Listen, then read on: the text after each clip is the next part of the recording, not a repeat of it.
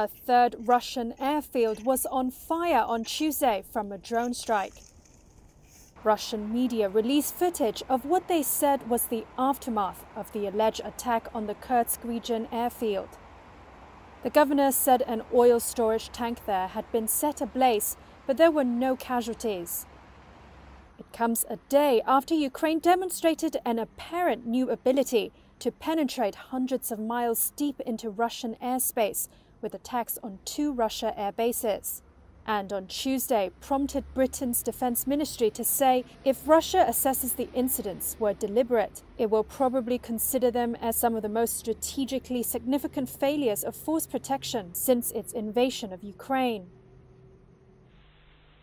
Russia confirmed it had been hit by what it said were Soviet-era drones at Engels air base, 600 kilometers from the nearest Ukrainian territory. Ukrainian presidential advisor Oleksiy Arestovych said it was the only base Russia has that is fully equipped for the giant bombers Russia has used in attacks on Ukraine's energy grid.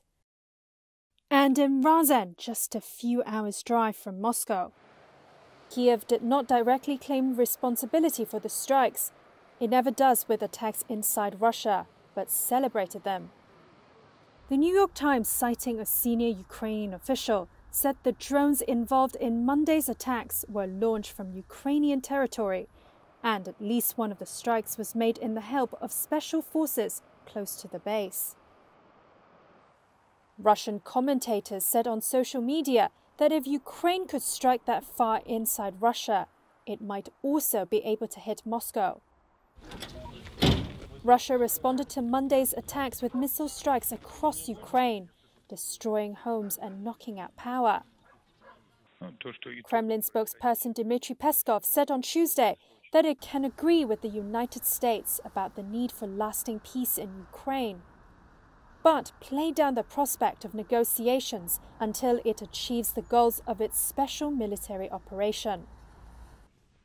That as Ukrainian President Volodymyr Zelensky visited troops close to front lines in the eastern Donbas region to mark the country's Armed Forces Day.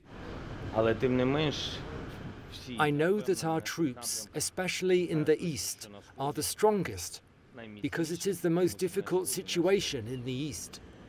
I would like to thank you for your endurance and might from the bottom of our heart. And I think it is a duty of every Ukrainian. We want to help you because you are an outpost of our independence.